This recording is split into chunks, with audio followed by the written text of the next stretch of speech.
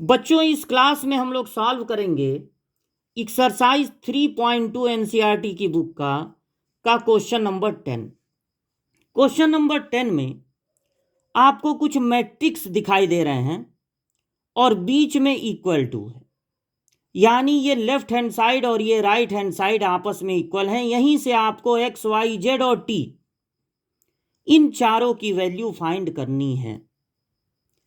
ये जो पहला वाला मैट्रिक्स है उसके बाहर दिख रहा है 2, तो इस 2 को अंदर भेजेंगे। जब बाहर से कोई नंबर मैट्रिक्स के अंदर जाता है तो उसका मल्टीप्लाई सारे एलिमेंट में होगा, 2x 2y 2z 2t।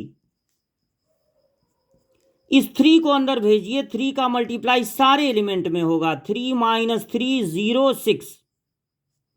यहां भी देखिए 3 है तो 3 का मल्टीप्लाई कर दीजिए, 3 3 जा 9, 3 4 जा 12, 15, 3 6 जा 18।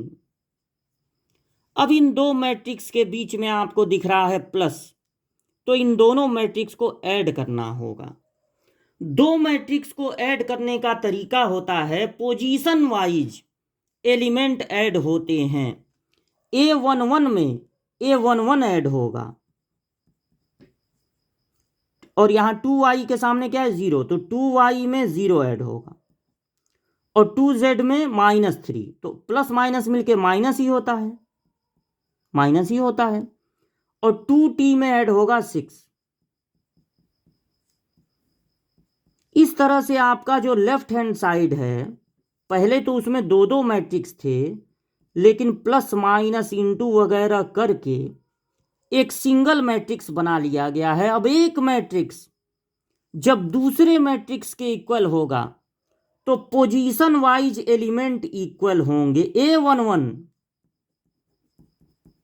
A11 के इक्वल होगा, तो 3 को इधर ट्रांसफर कर दीजिए, माइनस होके 6 बचेगा और 2 से मल्टीप्लाई हो रहा है, 2 से डिवाइड हो जाएगा, तो आपको x की वैल्यू मिल गई। इसी तरह A21 को, नहीं A12 है ना, ये पहला रो दूसरा कॉलम, A12 को A12 के इक्वल, जो उसके सामने उसी के इक्वल कर देंगे। अब ये -3 इधर जाके ऐड हो जाएगा तो हो जाएगा 18, 2 से मल्टीप्लाई हो रहा है तो 2 से डिवाइड हो जाएगा, तो 9 जेड मिल गया। और इसी तरह फिर इसको, यानी A21 को A21 के इक्वल करेंगे तो 2y + 0 = 12 है, तो y कितना होगा 6। फिर A22 इनको इक्वल करेंगे तो 2t + 6 = होगा 18। अब 18 में से 6 माइनस होगा तो बचेगा 12। अब t में 2 का मल्टीप्लाई है, 2 से डिवाइड हो जाएगा तो हो जाएगा 6। तो इस तरह से इस इक्वेशन से x, y, z और t चारों की वैल्यू मिल जाएगी।